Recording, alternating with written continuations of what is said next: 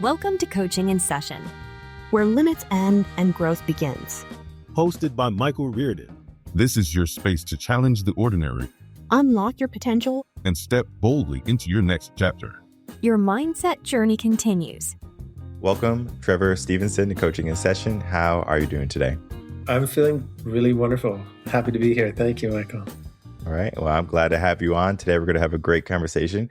We're going to be talking about your work, Fun and Freedom Coach, maybe the first we've had on Coaching in Session with that job title. And it's fun to say that because Coaching in Session, we have quite a bit of episodes. And I know people, they come in, they're always looking at, what can I get from this episode? And I will say that we're going to learn a profound mindset today because society is going to tell us what we can have, what we shouldn't have, who we have to be. And then we're going to find ourselves in a box, often looking out saying, maybe I want something different. Maybe I want more. And not everyone is brave enough to go for that more. Some people are stuck in their circumstances, they're stuck in their habits. And for them to break free from those limits that they have given themselves or from what the world has given them, is going to require a coach, is going to require someone, a word to pull them out, to pry them away from that foundation that they thought was going to be their life. And today is going to be an opportunity for many people to look at their life, to look at how fun it could be and all the freedom that they can attain. So, Trevor, if you could, can you tell the world who you are, what you do, and of course, how you help people? Yeah, thank you, Michael. And as you were talking there, I'm thinking of the book. Is it called like The 5 Regrets of Dying, of the Dying, or something? And I think that was the number one, right? Of like when I look back, I wish I would have had the courage to be more myself.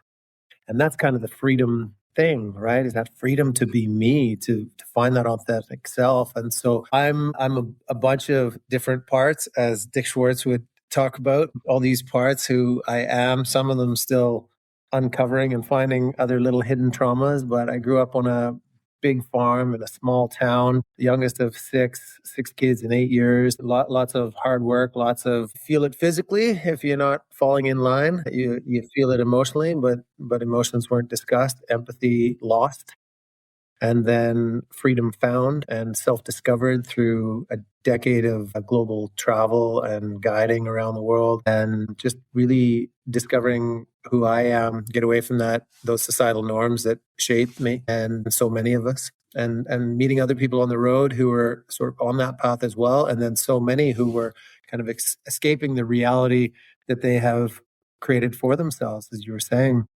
And I would just grow more and more curious about what has us show up in ways that we don't really care to be, and what can create that shift. And I was the campfire coach, when I was guiding overland tours and things like that in Africa. And it just evolved. I met my wife in Northern Ontario, Canada, and we started this business at 30 years old, the licensees of this international organization, the youngest licensees in the world. And we ran with them for about 5 or 6 years. And then we designed Canada's first brain-based leadership development programs and dove into neuro leadership and why we get triggered the way that we do. And then it was through our own stress point in our relationship and kids, downturn in the economy, first-time homeowners, all of this stuff really had us look at, had me. It was a bit of an intervention, really, that the mirror being held up for me about the way that I was showing up in those stress moments of that farmer mentality coming back, because I was like, head down and go, we can do it, and everybody jump, And Dale helping me realize that doesn't work. That doesn't work for her. It doesn't work for the kids. It doesn't work for the business. I needed coaching. I needed some good coaching, and thankfully was able to receive that. And that kicked off a whole new depth and what became our conscious leadership coaching. And it's a real, with an asterisk of non-harming conscious leadership coaching, because there's quite a movement of consciousness and conscious leadership now. And we want to put that caveat in there of non-harming and towards self first, and then the impact that we have on others. So, and now I just want to play, I'm old enough now, seen enough now. I want to step fully in. And that's why I'm planting my freak flag and saying, I'm a fun and freedom coach. Who wants more of that in their lives? Mm-hmm. And I just trust, there's plenty who do. I know for fun and freedom, many people are lacking it. because they feel stuck in their 9 to 5 jobs almost as an obligation. They think that they can go through the American dream if they're in America, or the Western dream of work until retirement. And then after retirement, that's when my life can begin. And oftentimes they have done so much harm to their body and so much harm to their mind that for when they do reach that time, they don't even know how to have fun, and they don't know what freedom was because they have been locked up. And it's very similar to a bird in a cage, where if the bird's wings are not clipped, the door can be open and they can see the safety and security within those bars versus the freedom of flying around. So sometimes people are like that bird with an open door, right? The freedom is there. It's just that many people don't know how to grab it. Now I start to think of how we all develop, how we all grow up, because we all have different upbringings and backgrounds. You had a farmer life, and the farmer life is a very disciplined life. You have to wake up at the crack of dawn, you have to feed the animals, you have to do so many different things. If we fast forward to today, what does that discipline look like? Is it I have to wake up and look at my social media and respond to all the people who sent me stuff last night and all the messages last night? Is it doing chores in the house to get allowance money? Like, what is the difference between the discipline that you grew up with and that mentality to the mentality that people are growing up with today? Because when we can start to look at that foundation, we can start to predict possibly some of the issues that will come up and spring up in the near future. Oh, I love that perspective. There's that concept, right, of what got us here won't get us to the next level. And I think as we mature and become conscious of what's working for us and those around us, we can be a little more selective. So I still like to get up at dawn, but now go straight to the yoga mat and into meditation and the self-care practices, certainly before I turn my phone on. And the social media is down the list somewhere. But so discipline like that, but it's still, raising 2 boys who are now sort of late teens. They're still, it's interesting. It's both my biggest sort of insistence and frustration is that I want them to know what contribution looks like. I want them to understand teamwork and the value and the importance of that, that when we work together, it's easier for everyone. And I want that, for my freedom and fun and a sense of ease, which are really big values for me. But I want that for them when they go into the world as well. You talk about this next generation. I think we agency that our kids can earn and learn by all the doing for, and yes, it's like the doing everything for and paying everything for, but it's even the simple thing of like answering every question that they ask, or like going and telling them exactly where their shoes are. It's like, where have you looked? If you were to answer that question, what would you say? It's just this thinking for themselves. And so developing that agency is part of the nowadays discipline. I think, we have a bit of property here. So I certainly love the help out there, but I've also, unlike what I grew up with, I have, through all the coaching that I've received, I've kind of come to the piece of like, if I want this and I want a big garden and stuff like that, I'm going to do it for me. I'm going to go out there and I'm going to be at peace with it versus being out there and like, where's everybody else? Why aren't they helping me? Trust me, I've lived through that. And I realized I was going to say I was the only one suffering. It's not true. I was creating my own suffering. And so then that is a ripple effect. I realized that, and, thanks to my live-in coach and wife, holds that up for me. And I can see that that's not the legacy I want. Yeah, I think of the garden story because we have garden ourselves. I know it was like the past 3 years I've been doing the garden almost all by myself. And my son, he's 3 right now. He's going to be 4 very soon. And he loves to help, right? He loves to be a helper. As much as I want him to like get into the dirt and to really get dirty, in Texas, we have fire ants. So you have to be very careful with these fire ants. Because if they bite you, it doesn't feel good, right? I don't mind getting bit. I know how not to get bit. If I get bit, I go, whatever, right? Yeah. I'm probably immune to them at this point. For him, it's going to be a whole thing. And I don't know if it's going to cause any childhood trauma of I had to do the garden. He was forced to do the garden and I got bit by fire ants, right? So I think of that. But then also an aspect to that is when I'm growing this food, right? And it's like, well, who's going to eat this food, right? My family's going to eat this food. So everyone should be contributing to this garden, right? I'm sure it's very similar to you, right? It's like everyone should have a say or a hand in this. Maybe this is the men aspect is like, am I the one providing or am I the one complaining? Right. So I said, yeah. So I was like, I guess I can complain, but where's that going to take me? And I think sometimes when people see how much work is necessary along with the waiting process for something, because growing is very similar to building, right? Like building a business, that right there is a waiting process. We can open up the doors, we can plant the seed, right? It doesn't mean all of a sudden we're going to get the fruit. We're going to get the vegetables. It's not all of a sudden we're going to get the clientele. Sometimes it's going to take some effort. Sometimes it's going to take some diligence. And I know we live in a very gimme, gimme now world. And I know our kids are growing up in that gimme, gimme now world where this mentality is, I can get things so quickly. Why would I bother planting something if I can just order something on my phone and have it at my door within 2 hours? So now we're starting to think of a new mentality where people are locked into this idea of instant gratification rather than future proofing themselves of I've built something, I've earned this, let me savor it now. What's that mindset looking like for people who are looking for freedom and they're stuck in the ways of technology, stuck in the ways of society saying you can get things quick, why wait? Yeah. Geez, your questions are cool, man. I think there's this reality as well in what you're describing, Michael, that part of that instant gratification is I feel bad. Let me turn that off.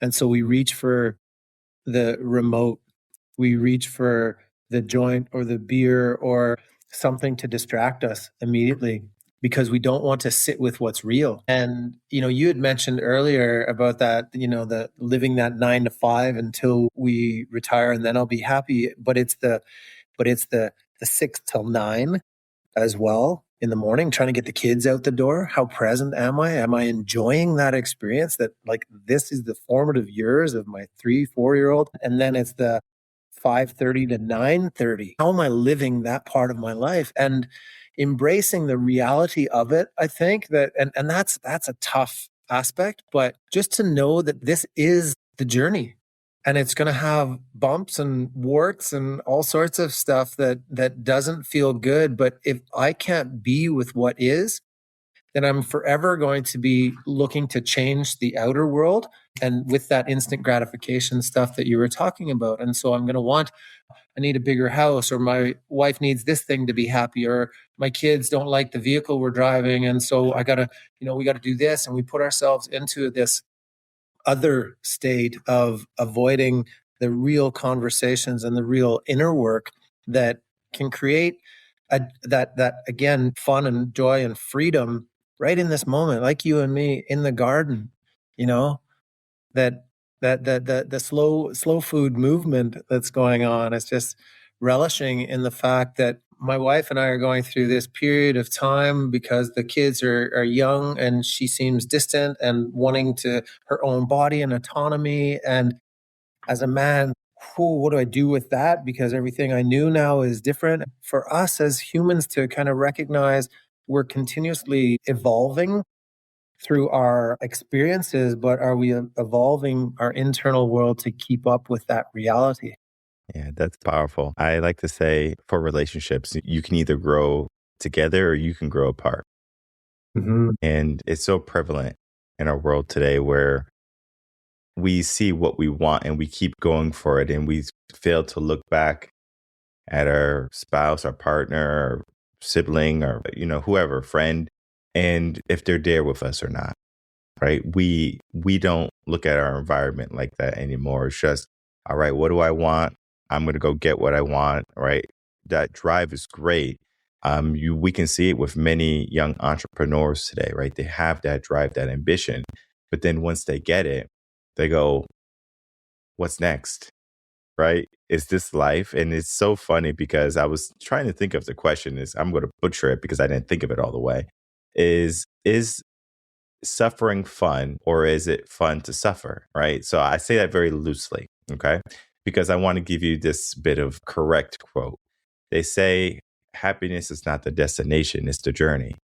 So if we know that we can have all the fun in the world, we get a bunch of money, we go on some yachts, we go drink, and we can go do all of these excursions, and we go live life to maybe what we think life is going to be, right? We think it's fun, right? We go to Disney World, we do all this stuff. But then if it was just given to you, could you say that it was fun? Right? Yeah, sure, initially. But if you just get it every single day, like, yeah, sure, this is fun. It just becomes your lifestyle at that point. It's just like that, like that's your barometer. Like if I don't have this, then I'm going to be depressed.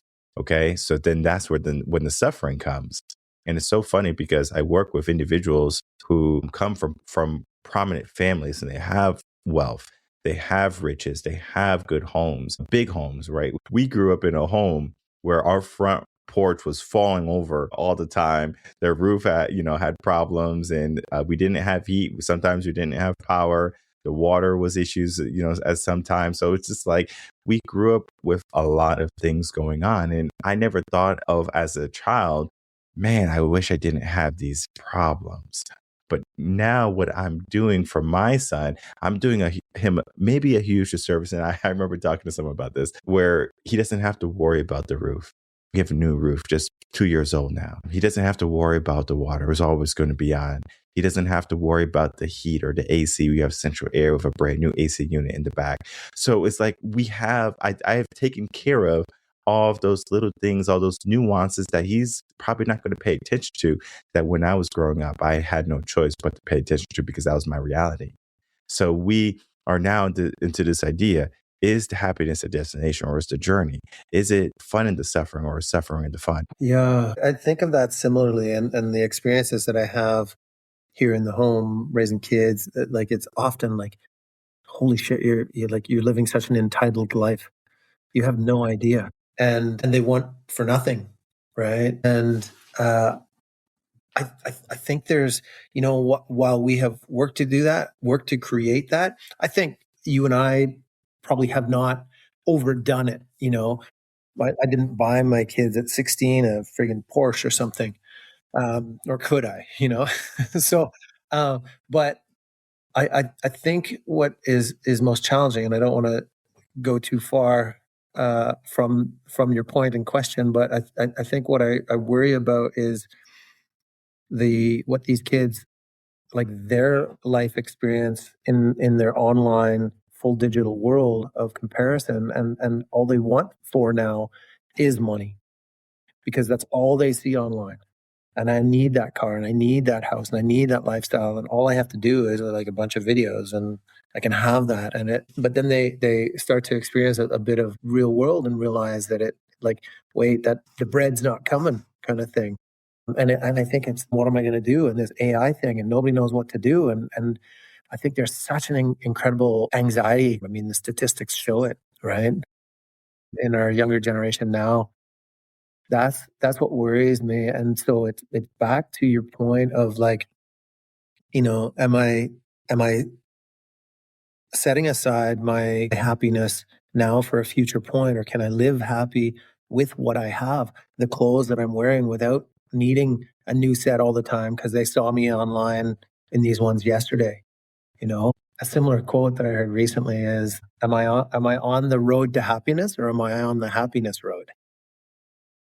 And that's what I try to encourage, and that, mixed results. And I think our own kids show us the least least information about like how well we're doing, but it's when they go out into the world, it's when you get the feedback of like, oh my gosh, your kids are great, they're so lovely, they're so kind, they're so helpful, they're so polite, all these things. I'm like, okay, stay the course. Yes, I think of this is like almost like military way of thinking, but it's a way of thinking that I think we can see where we are in life versus our kids seeing it, right? We talked about entitlement, how they can be living this entitled life where things are given to them, where I don't think many people realize the scrutiny of what was built before us, whether it be our ancestors having to travel to, from, prosecution or whatever they were living. And now they basically have built a life for their family. Okay. So we think of military back in the war days, right? World War I, World War II. And those men and women who went to go sacrifice their life or to risk their life for their nation, for their country, they would do it every single day of the week, right? And if they had the choice to do it again, they would do it again, right? They fought for their freedom. They fought for the country. Yet today, many of those veterans who have fought, they start to look at the country, and it's vastly different. It's America especially. They go, I don't know what I fought for, right? Because it's not the country that I fought for. Like, it's not the same anymore. So they were fighting for freedom. They were fighting for liberty. They were fighting for justice. And now it seems as almost if that freedom that they have been fighting for was literally just like, I want to use that analogy again, that a jailbird, right? It's where they have the freedom to do everything and they have all of this opportunity. Yet many people, they don't take it. Many people, they stay within the same city or the same state that they grow up in. And you have to ask yourself, why is this happening? Why are people so limited in the way of their thinking? And I'm going to say this one a little bit too, because when I was a teacher, I remember my first year of teaching. At the end of it, I didn't want to let the kids go, right? Because I spent the whole year with them, right? These kids are so great. Like I don't want to start over. Can't we just keep teaching, right? But I knew they had to go experience the world. I said, okay, all right. And then I asked the question, are they ready for the world? And unfortunately, most of the kids weren't. They weren't ready for the world. And what happens is most of those children, when they hit their 20s and 30s, they're reaching out to me. They're saying, hey, Mike, I got a lot of problems. I saw that in the schools. I said that they're not going to be ready for the real world, right? And now they're in the real world and they're trapped. What type of freedom is that? Yeah. This could be a long conversation we get into. Right? Education system. Yeah, I fully agree. We're like, the education system was not created for what we need now. And we cling to it still. And so you as a teacher were forced to deliver the curriculum that, is decided by people whose best interests are not in the children and their freedom and actual success in life. We're teaching them things they don't need, and we're not teaching them the things that they need. The stuff that you and I have learned and continue to practice and teach our kids and coach our clients to. Why is that not happening from kindergarten? Why are we not learning emotional intelligence and communication skills, financial awareness and management? Like, the things that we need in understanding my ikigai, and how do I follow my passions and interests, and it's in different countries in Europe and things like that. It is certainly bent more in that direction, which is great. But you're right. If we as parents haven't found our way, which most haven't, to understanding that freedom for myself, we are more concerned, like you're saying about the bird. I'm actually keeping the bird safe by keeping him in this cage. That's what we do to our children. No, like the number of times, like everyone I grew up with, of like, no, just get a degree. You do what you want afterwards, but at least you got a degree to fall back on. And at least then the degree was kind of like worth a little bit more. And now, the parents are still saying it all the time. My kids are that age. And so I hear it from these kids all the time. No, my mom, my dad, they want me to get a degree. And I don't know, whatever. I'll get it in my BA, And I'm like, it's so worthless. But that $50,000 that you're going to spend, or 150 in the US, that can go a long way. Just even toward putting it in savings, and you going out and earning a living working at a t-shirt shop in Australia while you surf every day, if that's what you love. Mm-hmm. And so that to me is discovering freedom about what in me makes me come alive. That is the David Thoreau, that, don't ask what the world needs, ask what makes you come alive, and do that, because that's what the world needs. Mm-hmm. So that to me is freedom for an individual, and it creates freedom for communities and nations. The idea of freedom, and also leaves vulnerability there, because there's freedom of prosecution. For if I see that you're doing something, I might say, well, I don't like what you're doing, right? Think of it this way. If someone is doing better than you, if you have a negative mindset, if you're very pessimistic, if you're not an uplifting soul, you're going to try to bring them down to your level, right? Because you don't want someone to be better than you or to show you up or to do one more than you. You want to say, well, I want everyone to be the same, right? So they will belittle you, they will berate you. And for the people who are putting themselves out there to be leaders and forefront, they might look around and say, well, I don't want all of this attention. So let me shy away from who I'm becoming. So let me, not have that fun life that I was having and just kind of be miserable with everybody else. They say misery loves company. And right now, there's a lot of miserable people and they have the option to change. It's just that they're just stuck in their ways. And I just think of how many leaders in the world right now never step into that role, where our children can easily become leaders. But then there's going to be that peer factor when they're teenagers, maybe even when they're adults in their working life, where they're going to have an opportunity to lead. And they're going to have to look back at all the naysayers and all the scowls or, like all the dirty looks. And they're going to have to say, I don't care about those looks. I don't care about those people, because the people I care about should be the ones uplifting me, the people who see me doing good because they want to also do good, where negativity seems to reign supreme in our world versus the other way. And I can only, start to look at, what you do as work, like the fun aspect. Like, how fun is it to watch Netflix every single weekend? It's not fun. It's not. Like, I understand it's a reprieve sometimes from a long day of work, but that's not fun. But most people are doing that. And most people say, well, I just want a chance to relax, right? Sure, you get a weekend to relax, right? You get 2 weeks off a year from your job, right? That's not freedom. So most people are being deceived in what they think is fun and what they think is freedom. If you had to say or help people understand how to define what is fun or what is freedom in their life,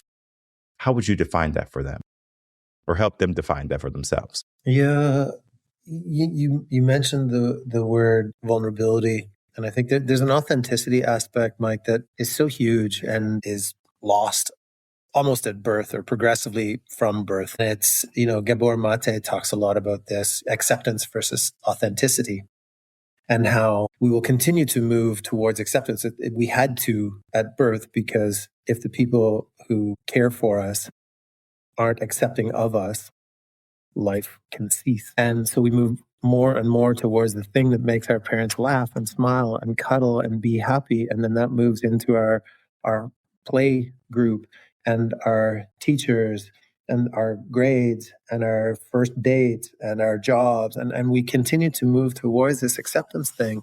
And then all of a sudden it becomes that no, I don't want people not to like me. I don't want to put my hand up and say, I'm gonna do this because it moves my soul. And so that, the layers, the mask, the personas of how we show up are thick. And then to your point, we get to these ages of 25, 35, 45, and we don't know what fun and joy looks like. And so this thing makes me laugh. I put this show on and that feels good. And yeah, the dopamine is releasing and it feels great. But if that went away, could I find joy within? Could I be happy still? Am I peaceful? Because the mind is still going constantly. And that's sort of the avoidant thing that the screens do to us. And we're so locked in on that. We don't know what's going on upstairs. And so to be able to be at peace with that is a real freedom. And so for those people, that are looking for more of that freedom, we have to look first at, where do I not feel that freedom? And so where do I feel the stress, the pressure, the strain? And then we go into, like, what are the recurring thought patterns that I have about myself, this self-doubt? And those are those ones who are the least confident, right? Mm-hmm. And the loudest. Like, those are the people who want to tear the others down because, like you say, bring them down to my level, then I'm not alone here in my suffering. And so that lack of self-worth has them try to tear others down. And if they can slow down that reel, any of us slow down the reel to say, when is that self-critical voice come up for me? And if I listen to it, what is it telling me that I need? And it's, at the depth, it's that self-love, self-acceptance. Put a self before all the words, self-respect, self-compassion. Because somewhere way back down the road, I didn't receive that in the way that would have been healthiest for me. And so I created these maladapted practices of like being the bully or being the loudest. And, who wants to, what incredible, capable humans are there that would be amazing at running your country, that who are not even interested in putting their hand up and stepping into that circus? No, why would I take on that kind of stress and the destructive nature of what it will end up being? And so people, they stay away. Well, Trevor, I will say this: you are speaking to my soul today, because today I had a good moment, or it was a great moment, where something I've been thinking about for the past couple of weeks started to finally show signs of results, right? Like it was who I was as a child and who I thought I was to be, and then finally kind of, allowing things to permeate in the right direction. So allowing things to break through, right? The idea of you don't have to do it all by yourself, right? And even though I've, seek coaching monthly, if not, whenever I need it, like quarterly, I lean on people when there's something on my mind that's heavy. And today was an opportunity for me to see a lot of people become vulnerable, but then their vulnerability was strength. It was amazing. Whereas it's like, I'm not vulnerable. I don't mind talking about this. And from there, all the deafness, and the deafness was me not being able to hear, right? Because I think people think that they're hearing, but are they listening? So at some point, I must have got some cotton and started putting it in my ears, some earplugs or some earmuffs on. And I said, okay, I'm going to grind. I'm going to do what I have to do, and I'm not going to pay attention. And today was the first day where I started to hear the whisper. So whisper, it was basically saying, all right, you're going in the right direction now. And it was just so funny because it just happened to it just happened like kind of you stumbled upon it, right? Like you're in the forest, you're just walking and you just happen to come across the stream and it's beautiful. You want to take some pictures. You're just like, wow, like you just stumble upon it. But I gave myself a direction of, I'm going to progress through this forest. I'm going to progress through the woods. And I say all this to kind of, cozy it up to say our mind can be that forest. And if you were on a plane and you crash into a random forest, you can do your best to try to find your way out. But if you don't have any directional prowess, you might find yourself going in circles again and again and again. But then when you get a guide, you get someone who says, I know how to get out of the forest. Will you follow me?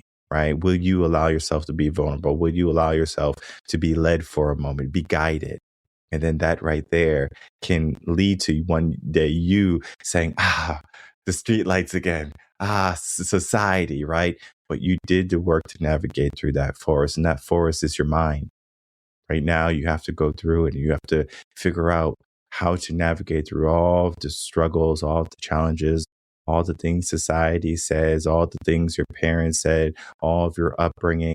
This is to say that even though it might be a mess, even though it might be scary, even though it might be chaotic, what can come from it is amazing. Like I said, that view, right? I can hear that river in the distance is basically the feeling that I'm feeling. And this is just from hanging around like-minded individuals, knowing that they're there for the same reason I'm there, right? To be accepted. And we're all on the same team in the sense of life. But yet many people think, like, I have to do this for me, or you're my enemy, I got to beat you. Like, even if you run a race, it's not about being first, right? It's about getting to that finish line. And it doesn't matter if you have 100 people before you or 100 people behind you, right? The goal, the idea is can I get to that finish line? Because when you get to that finish line, that mentality is, wow, this feels good, right? I like this feeling. Let me go for more. And then if you do it long enough, guess the next feeling is this. I want to see more people win just like I have, right? And that is what you do, Trevor. You help people get to that finish line. You help people get to that feeling of, wow, this was amazing. The journey itself, right? It is fun, or it could be challenging in the beginning. I know it could be kind of tough, but it becomes fun, right? I remember the first time I went to the gym, right? I had a lot of fun, and then I started to feel sore. I go, I don't know if that soreness is a lot of fun, right? It was a lot. It was a lot of problems. And then I started to see the results. I go, wow, this is nice. Right. And then I started to get the freedom to do things that I couldn't do before. I remember I couldn't lift something before. I remember one time my great grandmother, she fell like paying the electric bill. And so she broke her arm and or her leg or something. Right. And she couldn't move really. And I remember one time my brother, he was in high school. He was on the football team, he was super strong. And I wasn't strong enough yet to lift her up when she had fell from the floor. And so he came in, he just lifted her up. And I was like, man, like I got to get stronger, right? And I remember when she was older and I had to lift her up and I could do it with ease, right? Like that was that was the dream. That was the vision, right? I had something to work toward. And I think that there's so many people who don't give themselves something to work for, or even a person, right? And to know that you can be vulnerable, that you can be open, whether you're a man or a woman, doesn't matter, right? There's going to be a lot of things that you can be doing. I know I said so much, like our conversation it has opened so many valves for the mind to really explore and to look at. And we can't do it in one episode. I'm going to have you back. But, this is all to say that if you are a person that is seeking something in life, right? Trevor's definitely going to be an asset. And I would love for you, Trevor, if you could, to give us some final words, some final thoughts, and to tell everyone how they can reach out, find you, start working with you to get that aspect of fun back in their life and to start to live with more freedom than what the world is saying that is theirs. Thank you, Mike. And I think we got another half hour maybe. We're going to need 2 days. Yeah, so much of what you just said is just, as you're saying, just brought up so much for me. I want to congratulate you because I want to slow down the reel of what you said. Something to the effect of like for weeks I've been thinking and trying to like dig into this thing from my past and how it's showing up now. I said earlier about, that which got us here isn't going to get us to the next stage. And so you recognize you were doing the work. And so that was you. Like there was so much more than getting dropped in the forest and finding your way out. You had to clear your proverbial schedule. You had to make sure you had the vehicle and there was fuel in it. And you had to drive out to the city limits and you had to have the proper gear to even get into the forest yourself. And so this is you doing the work, which is so important. And to that end, the finish line, I don't always like to think of it that way. I like to think of it maybe as many wins and things like you're just celebrating now. But where I really want me and others to find the joy is in the practice. It's the training every day. It's that I put my shoes on and I feel that sense of accomplishment from getting out on the track and I go and do it. And the race, like you say, it can be fun and I meet people and it's not about whether I'm where I am in the pack. But it's also that I have created a lifestyle around something that is important to me, healthy for me, creates community, all of these things. And I think that is, what you bring with your show, Mike, is just, it's so valuable. That is your gardening, that's your seed planting. If you asked me your first question, years ago, I would have told you I'm a human gardener, because we're out there helping people grow. And so, yeah, I employ you as well. Anyone who's listening is just to exactly what Coach Mike was just saying here. You don't need to hire me or Mike or get some fancy engagement. Talk to someone you trust and love and open up to them about where you're feeling stuck, where you're hurting a little bit, where you're confused, where you're scared, and ask them just to listen. And ask them first if they are willing to listen without judgment or direction and just be with you. And if you can find and create a circle of people like that, I've had that for so many years in my life. And as you said as well, there's it can create so much value for us when we can be open and authentic about our real and lived experience. And that allows other people to show up, and then we all rise together. So I am happy to be that for you, Mike, for any of your listeners. If people want to reach out, absolutely. But there are people that you already know and love who can be there for you, and you're going to help them by asking for help as well. Yeah, I know the first step, it can be the scariest because the people we know and we love, we don't want to open up to them and give them something they can't handle. And so the fear is, will they still love us after we tell them all the darkness that we have within us? So this is all to say that in time, yes, you can have those relationships with them. I know sometimes, people, they feel more comfortable talking to someone who they have never talked to ever in their life versus someone they have known every single day. So depending on who you are as a person, right? You know what you need. You know what you need to do. And if it is talking to a friend today, do that. If it is reaching out to Trevor, do that. If it is, journaling or meditating, do that, right? Start somewhere today. Don't just allow this conversation and all its goodness to just go by the wayside. Because as we said, life can be fun and it can be filled with freedom. And if you feel locked away from that, then there's a lot of internal work that has to occur. Start small. It doesn't have to be grandiose. Chip away day by day. You're going to start to see big progress. And to reach Trevor, all his links are going to be right down below. So you don't have to do anything fancy like how can I find Trevor Stevenson? Is literally just a click away. So a simple button can lead you to a life full of transformation. So Trevor, I do want to thank you so much for coming on, spending some time talking about your work and giving me such an amazing conversation today. I think we're just getting started, Mike. Thank you. I would love us to, in any form, just carry on the convo. Definitely.